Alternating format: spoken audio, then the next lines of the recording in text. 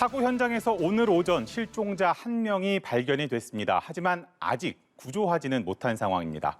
구조 작업이 8시간 넘게 진행되고 있는데요. 자, 이호진 기자, 현장 상황이 녹록치가 않은 것 같아요.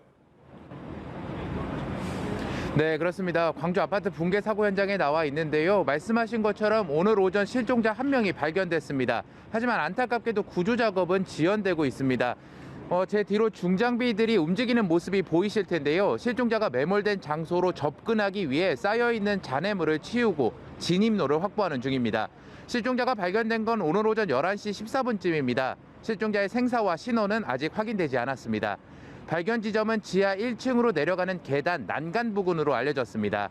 오늘 오전부터 수색팀 80여 명과 수색견, 실종자를 찾는 첨단 장비, 내시경 카메라 등이 동원돼 실종자를 찾아냈습니다.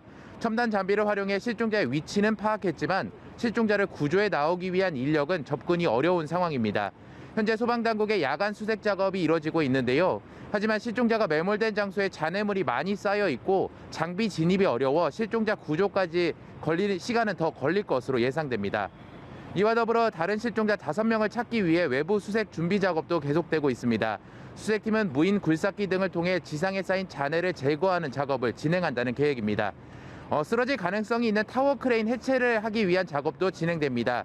해체에 투입될 크레인이 내일 새벽부터 이곳 사고 현장으로 들어옵니다. 하지만 워낙 거대한 장비이다 보니 반입과 조립에만 하루의 시간이 소요됩니다. 해체 작업은 일요일쯤 끝날 것으로 예상됩니다. 자, 이 기자, 적지 않은 시간이 걸릴 것 같은데 경찰 수사 소식도 전해주시죠. 네, 사고 현장 수색 작업과 함께 경찰 수사도 속도를 내고 있습니다. 광주경찰청 수사본부가 공사 관련 협력업체들에 대한 강제 수사에 착수했는데요. 수사본부는 어제 오후 하청업체 3곳을 압수수색해 관련 자료를 확보해 분석 중입니다. 콘크리트 타설업체와 장비 공급업체 등으로 확인됐습니다. 다만 안전 문제로 현장 진입이 어려워 사고가 발생한 화정 아이파크 현장 사무소에 대한 압수수색은 진행되지 못했습니다. 앞서 경찰은 현대산업개발 현장 소장을 업무상 과실치상 혐의로 입건했는데요.